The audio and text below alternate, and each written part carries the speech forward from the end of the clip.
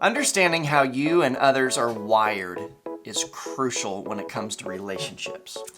It's true in friendships, it's true in parenting, it's true in marriage, it's true in the workplace, and it's especially true in the local church, no matter what role you serve in, whether you're a volunteer or even a lead pastor. Wherever there are people, there are personalities, right? And with each person comes a different personality type. In the next few episodes, we're going to share how utilizing the Enneagram can help you to lead yourself better while also understanding others so that you can serve them more effectively. And these are going to be some super exciting conversations. So let's do this. Welcome to the Small Town Big Church Leadership Podcast, a place for pastors, church leaders, and volunteers to grow themselves and the local church. We're pastors Brad and Misti Helton, church planters in rural America.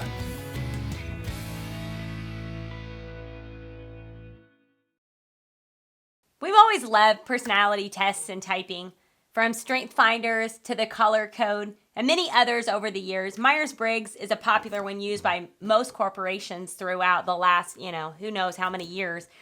Gary Smalley, a Christian author on marriage and family, had a great one that we did at a marriage conference a few years ago. Really good. It was awesome. It's super interesting how God has made each and every person so uniquely different. And I feel like all the different personality tests have had their place, but the Enneagram is completely revolutionized the way that we interact with people and the way that we lead and the way that we parent, like every part of our life. Yeah, for sure. So like around 2017, I think, we were introduced to the Enneagram, and Ian Cron in his book, Road Back to You. And it really just resonated with us. It seemed different from all the other personality tests, and that it really nailed down 9 different personality types, which is way more than the other things that we had seen. Plus, within those 9, there's multiple variations that are called wings. Right. We'll explain that here in a bit. So, I mean, for us, the Enneagram provided a way deeper, more detailed, more exhaustive explanation of the different personality types out there, while helping us to understand how each personality type views the world around them. Which is the biggest thing. That's the biggest thing, really, with it. And we realize that every person sees the world differently based on their personality type. And this is determined, of course, by how God wired and created each person individually. It doesn't mean that one personality is wrong and another is right, or one is better than another. It just means that there are multiple different types of personalities, and 9 specifically that we know of. When I really started studying the Enneagram, it brought so much self-awareness to me. I'm like a very driven person, and I realized through studying it that everybody did not see the world the same way I did. Yeah. Which sounds crazy at this point, like, how did you not know that? But I think that we all we see the world through our eyes, and we assume that everybody else sees it that way too. The same way. And as I started really studying it, I realized that with every variation and every personality, there was a healthy version of that personality and an unhealthy version of that personality. So I started myself working on me, and it changed the way I viewed other people. I grew up being a very critical person. And I think looking back, the reason I was so critical is because it had everything to do with your personality. It did. And it had to do with the fact that I'm such a driven person that I just didn't understand when other people couldn't just buckle down and get something done. Like, why are we talking about this dream? Let's go do it. Yeah.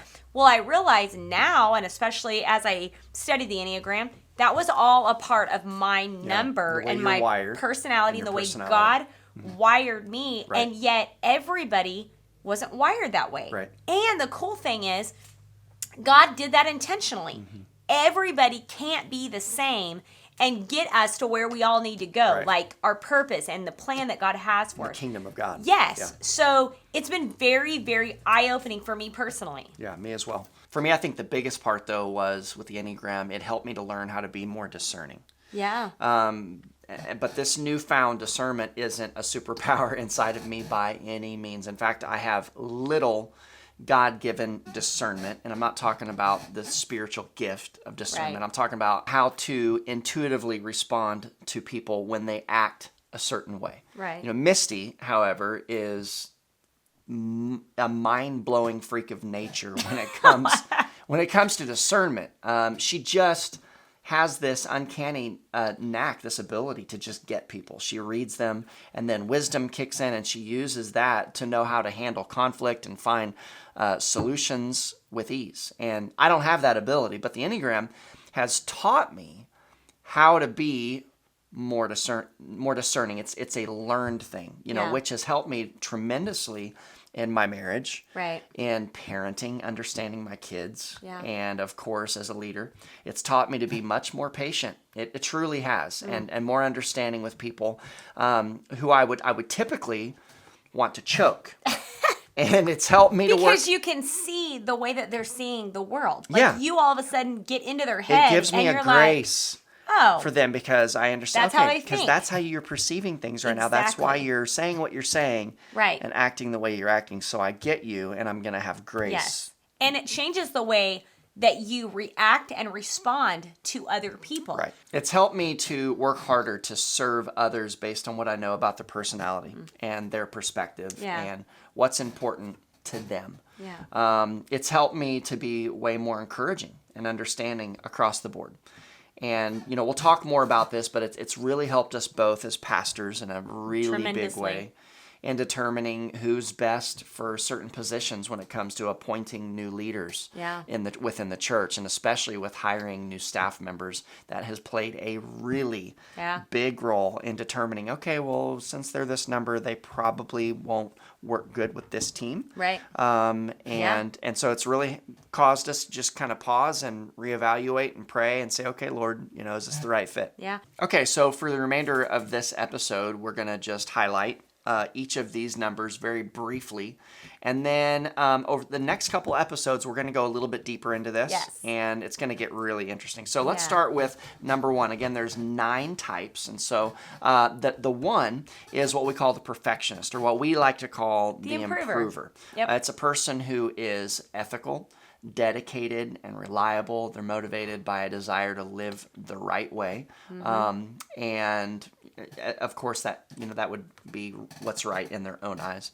And they like to avoid fault or blame. They hate making mistakes, and so they it bothers them very deeply when they make mistakes. It bothers them because of how they perceive themselves and how others That they have to be perceive perfect. themselves as well. And so we use that term perfect loosely, but it really is the truth. Right. Okay, so let's look at number 2, the helper. I love helpers. These guys are awesome. They're warm and caring. They're the best. Very giving. They're motivated by a need to be loved and to be needed, and to avoid acknowledging their own needs. They're that person that they just want to help you all the time. Thus, the helper. The helper. Okay, number 3 is what we call the performer, or the achiever. I say the overachiever. Success-oriented, they're image-conscious, wired for productivity. They are motivated by a need to be or appear to be successful and to avoid failure. All right, number 4. It's the romantic or the individualist. These guys are creative, sensitive. They can be moody. They are motivated by a need to be understood and to experience their oversized feelings and to avoid being ordinary. Right. We know some 4s, don't we? Yes, we do. Okay, so the 5, the investigator. They're analytical, they're detached and private. They're motivated by a need to gain knowledge, conserve energy, and avoid relying on others. Right. All right, and number 6, the loyalist. These guys are committed, practical, and witty. They are the worst case scenario thinkers. They're motivated by fear and the need for security. Right. 7s. I love this number. The enthusiast. They're fun, they're spontaneous and adventurous. They're motivated by a need to be happy, to plan stimulating experiences, and to avoid pain. Right. They're always looking for something new. Yeah. I love these guys. All right. Number 8, the challenger. Dun, dun, If dun. you have had conflict at any time in your life with a personality, it was probably an 8. All right. The challenger, they're commanding, intense, and confrontational. They're motivated by a need to be strong and to avoid feeling weak or vulnerable, like at all costs. Yeah, when they step into a room. We got some of these in our family. Yes, we do. Okay, and then finally the 9. They are the peacemaker, the pleasant, laid back, and accommodating. They're motivated by a need to keep the peace and merge with others and avoid conflict. And over the next few weeks, as you said, Brad, we're going to get deeper into it. I even want to show you some Bible characters and their numbers because it will be like, oh, wow, yes. And it really helps you to understand yourself a little bit better. So when you begin to look at the numbers, what you're looking at is not just what they do, but really what motivates you or what motivates that person. So when we took the test the first time, and I've probably taken it at this point 3 times, and you're like, why? Well, because the first time I took it, I was between a 1 and a 3. Even though my numbers were very close, I was a 3. A 3 is that achiever. Another word that they use is performer. I don't love that because I want to be genuine, but achiever, yes, 1,000%. I realized that really was me. Highly motivated, highly driven, me beginning to understand my own number. I'm a 3, I'm an overachiever, I am driven. And then understanding yours, it changed how we interacted. Yeah. So what's your number? So I'm a 9. Right. Which is what they call the peacemaker. And it took us a while to land on that. It did, because for 9 is a really interesting number. I've taken, as you did as well, the test multiple times. Right. Because I wanted to know for sure. There's a lot of strong relation to 7. Yep. In that I'm always, wanting to move on to something new. Yes. A lot of adventure in there, but it was different. I took it over and over and over, and I realized, okay, wait a minute. 9s are chameleons. Yep. Okay. They can take on any number. Yeah, and really all of us you can find a part of you in every number. Right, yes. But 9s are different in that 9s are people pleasers. And I hate to admit that because it makes me feel weak. But it really is. Also peacemakers. They're peacemakers. It's because deep down, we don't like conflict. That's why we're peacemakers. We don't like the friction, and so we avoid it. We avoid making people upset. We like to be people pleasers, and that we like to be able to relate to all people. We want people to like us and to approve of us. Our relationship with our children begin to change as we begin to understand their numbers. And so we're not going to dive into exactly who is who, but I'll tell you, we parent the 8s, okay? Got a couple of those in our house, which they're the challenger, all right? We've got 4 in our house. We've got 3 in our house. And later we'll talk about their wings, okay? So a number closest to you that you also have.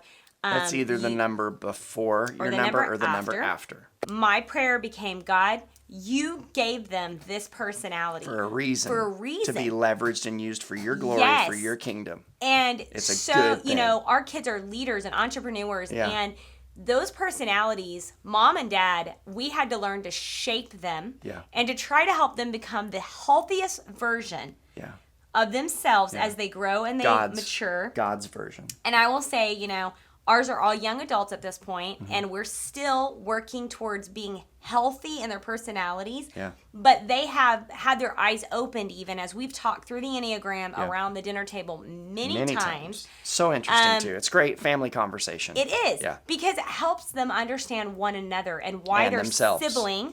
Yeah. They're not monsters, why they would act the way that they do, and what's their motivation. And so I just want to encourage you, if this is all new to you, you can go down in the links below and we'll have some resources for you. You can get the book, The Road Back to You. Just jump on anywhere you can get a book. Take the test and find out what your number is. Yes, you can get a free test. You can go to Ian Cron's website and you can pay to take it, and that is the deeper test, and that's what all of us have taken. Yeah. But I will just encourage you, stick with us over the next few podcasts, because I really believe that if you can understand your personality and others around you, it is going to change everything in the way you interact with those you love and those you lead. We hope today's content has helped you. Look, you can really help us out too by sharing this content wherever you view or listen to it. And please make time to rate and review. It really helps us to get the message out there and help more and more people as we strive to build God's kingdom and help develop local leaders in the local church. We'll see you next time.